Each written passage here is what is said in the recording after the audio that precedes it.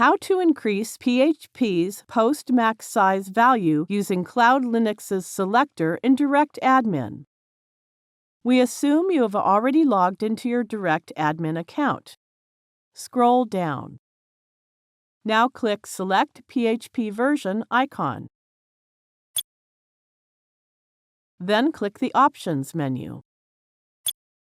If this Options page shows a warning message related to the PHP native version, change the PHP version to the non-native version from here.